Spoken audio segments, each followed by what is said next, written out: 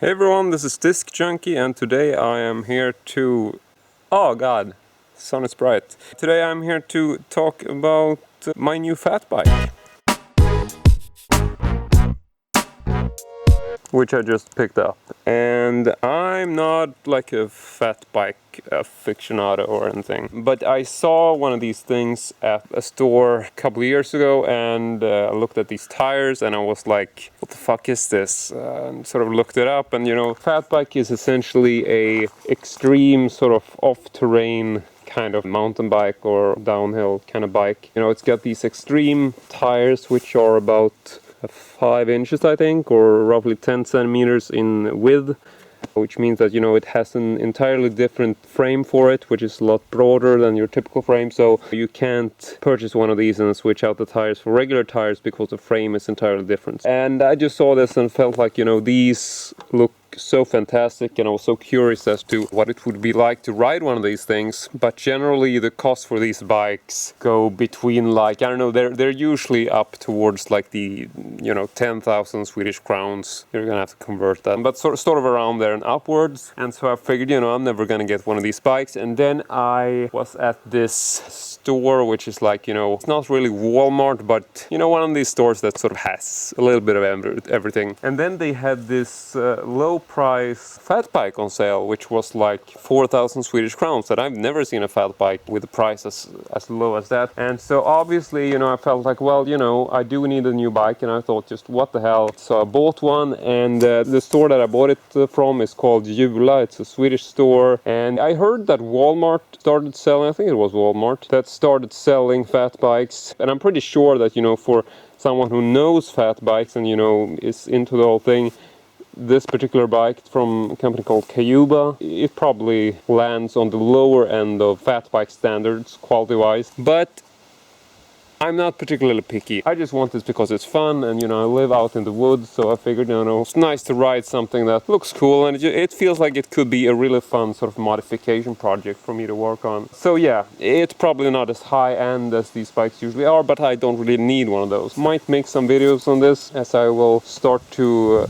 make some modifications to it. Just off the bat, when I picked it up and bought it, it was pretty easy to assemble. It basically came assembled. You had to put the handlebar in, 4 screws here, which you undo, and then you have a typical sort of almost straight mountain bike type handlebar. It's got Shimano gears on it, and it's an 8-gear bike. There are disc brakes, both front and back. The wheels are one of these sort of, you know, quick release, so you just pull this back and then the wheel is entirely loose. Back wheel isn't actually quick release, it's actually fixed. You have to take that apart with a wrench, I realized. I don't know, I thought it was quick release, but okay. The front wheel is quick release, back wheel is not. The seat post comes with one of these really obnoxiously hard racing seats, which I'm actually going to replace this in this video. I actually bought a seat from the same store where I got this. But the seat post actually has a quick release button as well. So you can just flip this open and then you can adjust and then you snap it back in and it's locked. But apart from that, you know, when it came, it wasn't a lot of assembly to do. You had to basically screw on the pedals.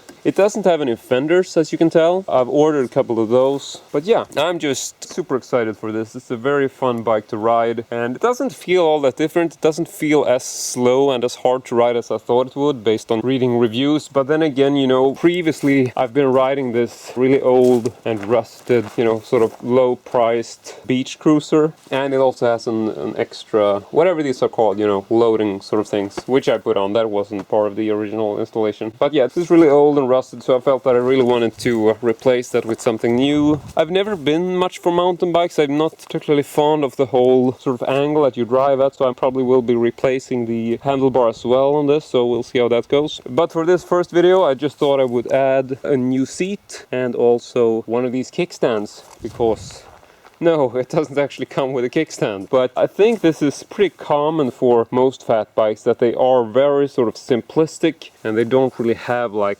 kickstands and fenders and a bunch of these typical stuff which you might want for your regular driving needs if you're just like driving in the city and stuff. So let's just go ahead in terms of removing the seat. This is really easy. You just need one of these hex-shaped thing, and as you can tell, it's really easy. You just got 2 bolts underneath. It's not particularly easy to do with one hand while I'm holding the camera, but once you've unscrewed them far enough, you can actually just slightly turn the seat and actually comes loose just like that. And as you can tell, this seat has, you know, just these 2 bars running through it. And this also means if you check the seat post, you'll see that this is not a seat which you can actually tilt forwards or backwards. It's actually a fixed position.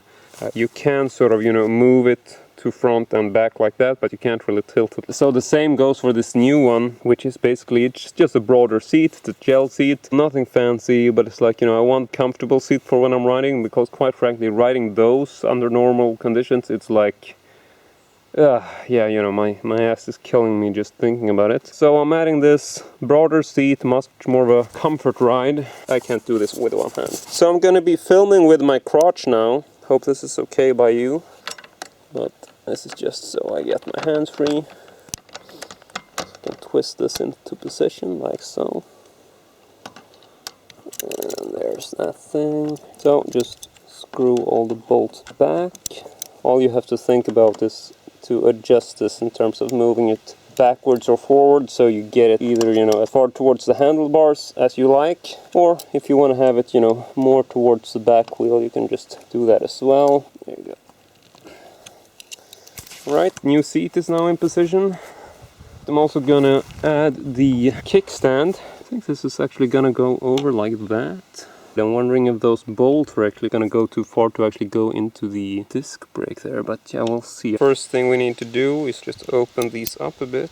Actually, you know, I had to unscrew the 2 top bolts in order to even be able to position this. I'm just gonna grab the camera here. I think this kickstand actually came from the same manufacturer. I think this is also one of these Kayoba stands. You know, the basic idea is that the kickstand is supposed to go like this. The kickstand is very far back, and normally, you know, you wouldn't have a kickstand all the way back here. I mean, I guess you can probably position this anywhere, but I don't know what. I'm gonna have it over here and just have this thing. I think I'm gonna start by trying to actually mount this over here, which, as far as I know, I mean, there's no instructions, but I'm assuming this is where it's supposed to go. So yeah, let's just try that to begin with. I'm gonna shut the camera off. Alright, so I've now positioned the kickstand on here and just making sure, just checking the other side here, you can actually see that the bolts are actually quite a bit away from the disc and the braking system, and it actually looks really nice. It blends really well, and as you can tell, you know, it's got a really fucking big spring on this, so try to move this. Wow, that really kicks like a motherfucker. But yeah, as you can tell here, the kickstand isn't actually going all the way to the ground, which is obviously a problem. It's going to be hard to... Yeah, my bike is gonna fall over. This is actually a telescopic kickstand. There is actually a small bolt on the back here, so I'm actually gonna be extending the kickstand now. It's actually a real terrible angle. You can't actually... It's really hard to adjust the kickstand when it's in its regular position, so to speak. So I think I'm actually gonna have to loosen it at this angle. But we'll see. Looks a bit odd, to be honest. Let's just roll this out and see if it actually works to have the kickstand this way. Never had a kickstand be this far back of the bike, but yeah, it actually does work, and it also doesn't feel like it's fucking wasp. Doesn't feel like it's you know, at the habit of falling over. So yeah, I think I'm actually pretty happy about that. It does look a bit odd, I gotta say, when you have the kickstand in its upright position. It's sort of a weird thing, but then again, I like weird. You know, I don't have a problem with weird at all. It's actually a pretty good fucking looking kickstand. So yeah, I think I'm just gonna keep that there. But anyway, I think that is it for this first video. There we go. And I'll see if we'll keep making updates to this fat bike, and hopefully you'll be back for the next episode, whenever that's gonna be. So yeah, thank you very much for watching, and as usual, hope to see you all next time.